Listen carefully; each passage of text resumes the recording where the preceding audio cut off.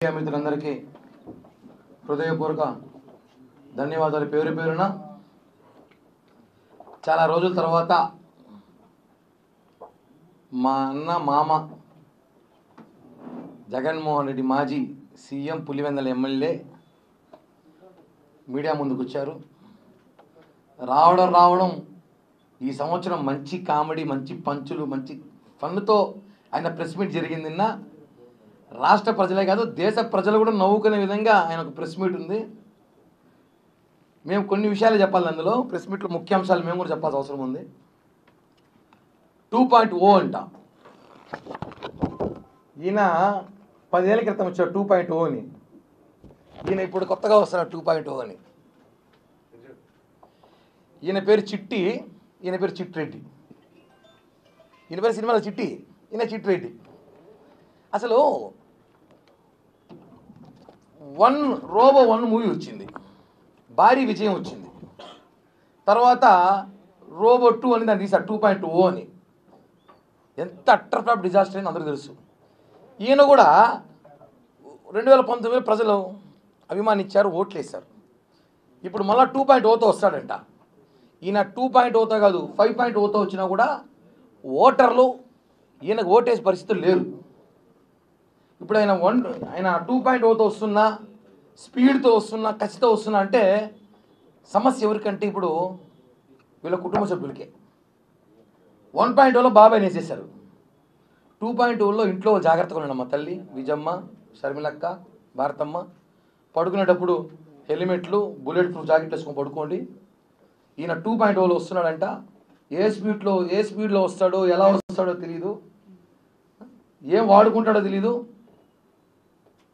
2.0లో అయినా చాలా వేగంగా వస్తాయి. ఈసారి కార్యకర్తలను చూసుకుంటానంట. కార్యకర్తలు వేసేకుండా చూసుకోండి రాజకీయాల కోసం. ఎలాగో గొడ్డలి కత్తి కూడా పక్కనే ఉంది. గొడ్డలు ఉంది, కోడి కత్తి ఉంది.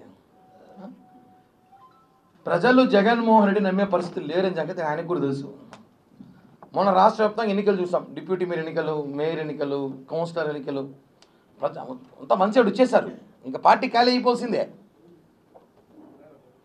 ఆయన ఈరోజు నేను నమ్మండి నా ఇంటర్వ్యూ కూడా పీకలేరు అంటే ఆల్రెడీ ప్రజలు పీకి 11 ఇచ్చినారు నీకు.